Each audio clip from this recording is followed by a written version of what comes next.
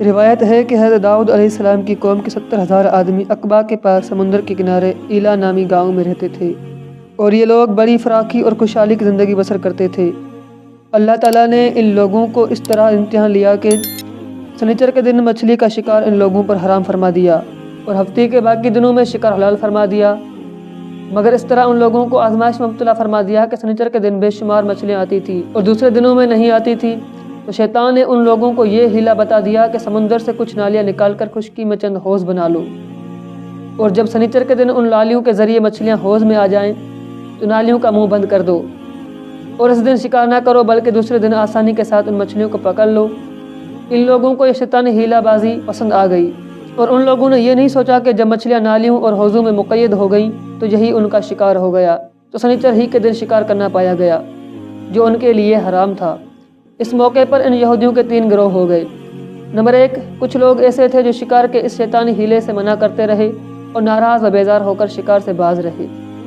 Number 2، کچھ لوگ اس کام کو دل سے برا جان کر خاموش رہے اور دوسروں کو منع نہ کرتے تھے، بلکہ منع کرنے والوں کو یہ کہتے تھے کہ تم لوگ ایسی قوم کو نصیحت کیوں کرتے ہو جنہیں اللہ تعالیٰ ہلاک کرنے والا یا سخت سزا دینے والا ہے۔ نمبر 3، کچھ وہ سرکش و نافرمان لوگ تھے جنہوں نے حکم خداوندی کی اعلانیہ مخالفت کی اور شیطان کی ہیلا بازی کو مان کر سنیچر کے دن شکار کر لیا اور ان مچھلیوں کو کھایا اور بیچا بھی۔ جب نافرمانوں نے منع کرنے کے باوجود شکار کر لیا تو منع کرنے والی جماعت نے کہا کہ اب ہم ان معصیت کاروں سے کوئی میل ملاپ نہ رکھیں گے۔ چنانچہ ان لوگوں نے گاؤں کو تقسیم کر کے درمیان میں ایک دیوار بنا لی اور آمد و رفت کا ایک الگ دروازہ بھی بنا لیا۔ حضرت داؤد علیہ السلام نے غضبناک ہو کر شکار کرنے والوں پر لعنت فرما دی۔ اس کا اثر یہ ہوا کہ ایک دن خطا کاروں میں سے کوئی بھی باہر نہ نکلا، تو انہیں دیکھنے کے لیے کچھ لوگ دیوار پر چڑھ گئے تو کیا دیکھا کہ وہ سب بندروں کی صورت میں تبدیل ہو چکے ہیں۔ اب لوگ ان مجرموں کا دروازہ کھول کر اندر داخل ہوئے تو وہ بندر اپنے رشتہ داروں کو پہچانتے تھے اور ان کے پاس آ کر ان کے کپڑوں کو سونگتے تھے اور ذرا قطار روتے تھے، مگر لوگ ان بندر بجانے والوں کو نہیں پہچانتے تھے۔ ان بندر بن جانے والوں کی تعداد 12,000 تھی۔ یہ سب 3 دن تک زندہ رہے اور اس درمیان میں کچھ بھی کھایا پیا نہیں،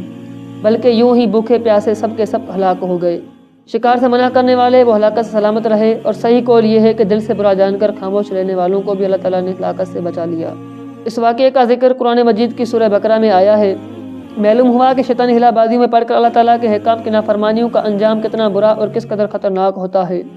اور خدا کے نبی جن بدنصیبوں پر لعنت فرما دیں وہ کیسے ہولناک عذاب الہی میں گرفتار ہو کر دنیا سے نیست و نابود ہو کر عذاب نار میں گرفتار ہو جاتے ہیں اور دونوں جہاں میں ذلیل و خوار ہو جاتے ہیں۔ اصحاب ایلا کے اس دل ہلا دینے والے واقعے میں ہر مسلمان کے لیے بہت بڑی عبرتوں اور نصیحتوں کا سامان ہے۔